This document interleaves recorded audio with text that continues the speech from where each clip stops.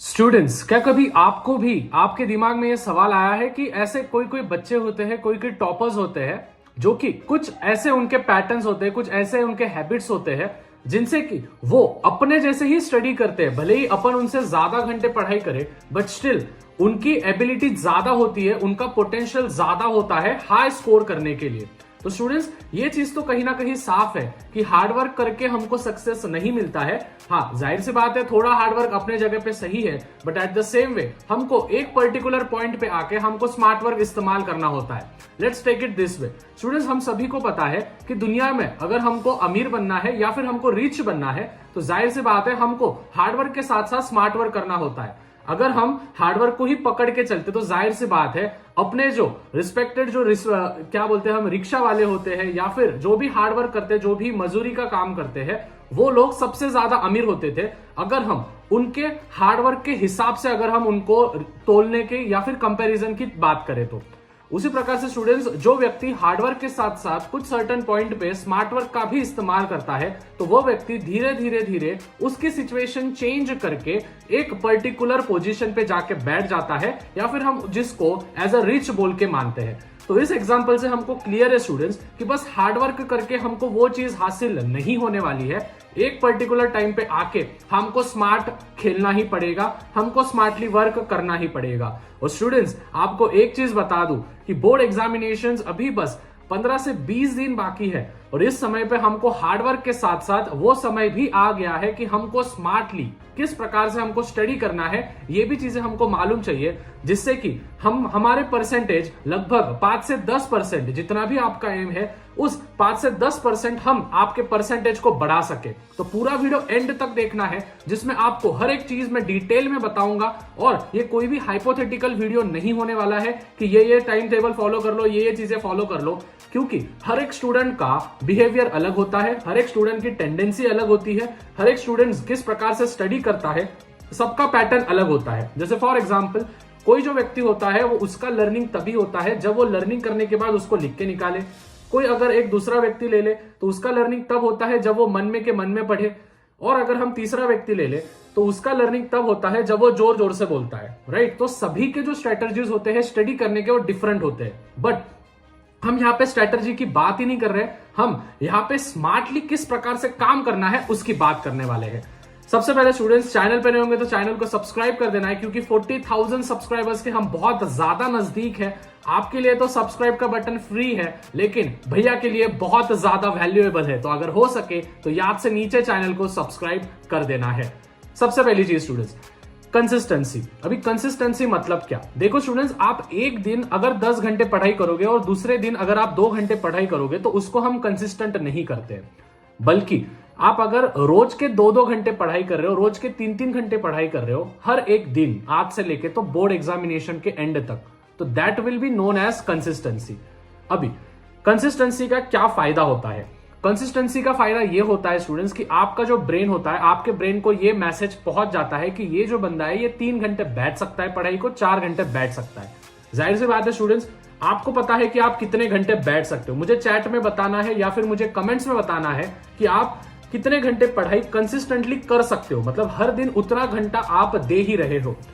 अभी मैंने स्टूडेंट्स 3 घंटों, मतलब कि घंटों को जो भी आपके 5 घंटे अगर मैं मान के चल रहा हूं, बोर्ड एग्जामिनेशन का समय है, 10-15 दिन बाकी है, 5 घंटे तो आपको मिनिमम पढ़ाई करना ही है। मैक्स टू मैक्स आप कितने भी घंटे पढ़ाई कर सकते हो, बट मिनिममली आपको 5 घंटे देना है। तो 5 घंटे का अगर आप स्लॉट ले रहे हो तो 2 घंटे जो है आपको मैथ को देने हैं, 2 घंटे आपको लर्निंग को देने हैं, और जो भी 2 घंटे 4 घंटे आपने इन दोनों चीजों में बिताए हैं, 1 घंटा उसको रिवीजन देना है। तो इस प्रकार से हम कंसिस्टेंसी बिल्डअप करेंगे। तो सबसे पहली चीज, स्मार्टली अगर हमको काम करना है तो हमको सबसे पहले कंसिस्टेंसी बिल्ड करना पड़ेगा। भले ही आप 2 घंटे पढ़ाई करो, 3 घंटे करो, लेकिन कंसिस्टेंटली पढ़ाई करना होगा।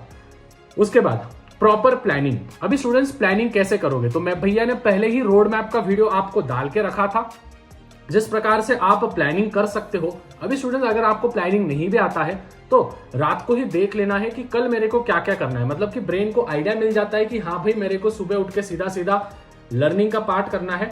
और लर्निंग का कौन सा पार्ट करना है? हिस्ट्री का कर रहे हो, साइंस का कर रहे हो, जियोग्राफी का कर रहे हो, अब जो भी कर रहे हो, तो उसका एक प्रॉपर प्लानिंग चाहिए और वो प्रॉपर प्लानिंग के हिसाब से ही आपको काम करना है। अगर आप उसके हिसाब से काम नहीं कर रहे हो तो ब्रेन को गलत मैसेज पहुंचता है और ब्रेन बोलता है भाई तूने तो बोला था लेकिन तूने ये किया नहीं।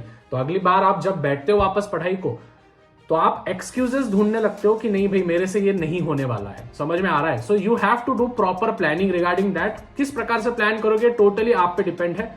2 घंटे मैथ को देने, 2 घंटे लर्निंग को देने और 1 घंटा जो है वो रिवीजन को देना है। तो उस हिसाब से आप प्लानिंग करना है।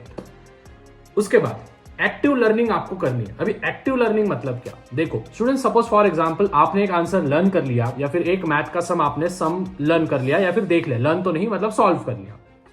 क्या करना है? आपके मम्मी को बैठाना है, आपके पापा को बैठाना है अगर फ्री होंगे, नहीं तो आपके जो छोटे भाई बहन है उनको एक्सप्लेन करने की कोशिश करो। जैसे फॉर एग्जांपल आपने अगर periodic structure of periodic modern periodic table आपने लर्न किया, ठीक है, तो आप एक आपके जो छोटे भाई बहन है या फिर किसको भी हो आप बुला रहे हो और उनको बता रहे हो कि देख पहले पहले ऐसा ऐसा हुआ था, 7 जो है वो हॉरिजॉन्टल रोज है, फिर वर्टिकल जो है वो कॉलम्स है 18, ठीक है, जिनको हम ग्रुप्स कहते हैं। पीरियड जो होते हैं वो 7 होते हैं। फिर लेफ्ट हैंड साइड में मेटल्स है, राइट हैंड साइड में नॉन मेटल्स है, जिगजैग लाइन पे जो है विच इज अपने मेटलॉइड्स है।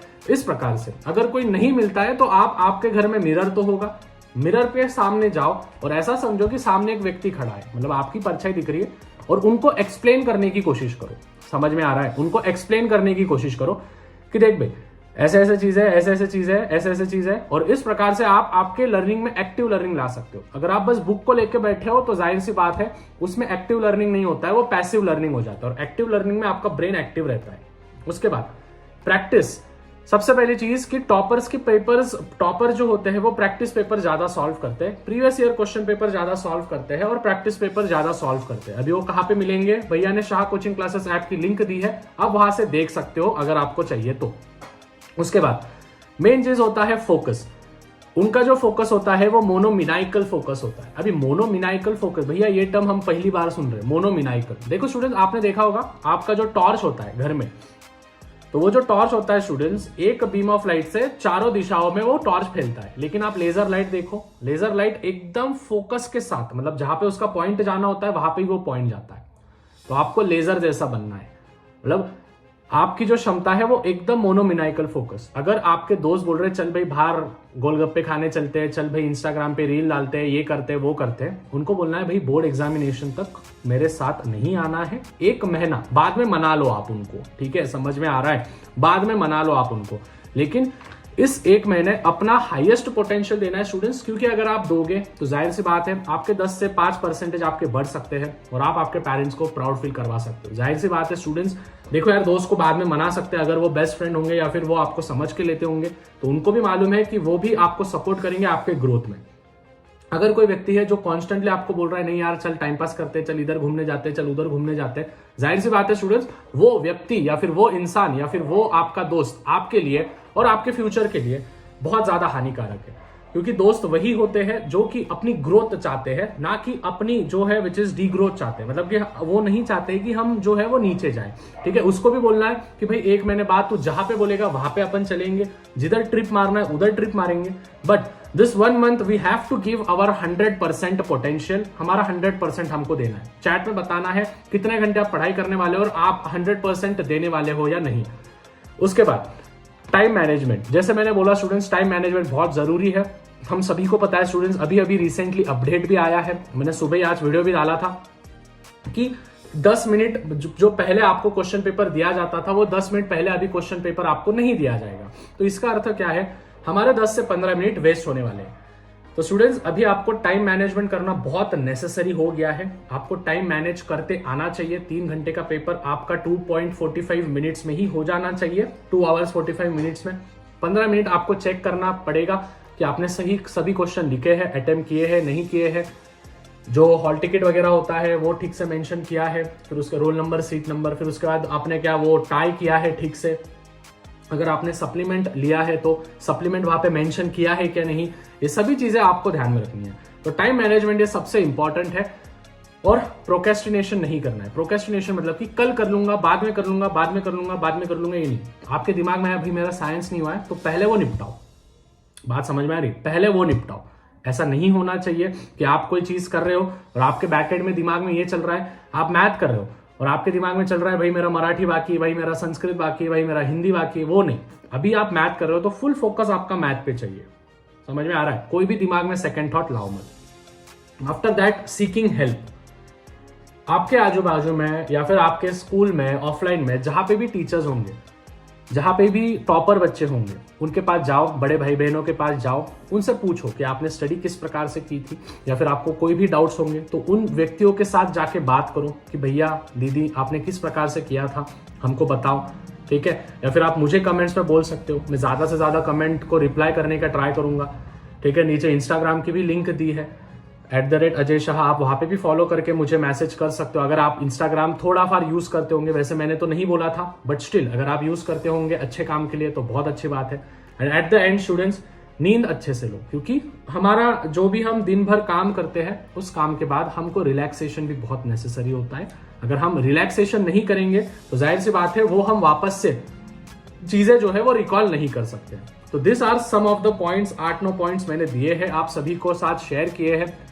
स्टूडेंट्स, आई होप आपको सभी पॉइंट्स एकदम अच्छे से समझ में आ गया है। ये समय आ चुका है स्टूडेंट्स अभी हमको स्मार्टली खेलने का, ना कि हमको हार्डवर्क ही करते जाना। जैसे मैंने स्टार्टिंग में एग्जांपल दिया था कि हार्डवर्क वाला व्यक्ति सक्सेस अचीव नहीं करता है, हार्डवर्क के साथ साथ हमको स्मार्ट वर्क भी करना पड़ेगा।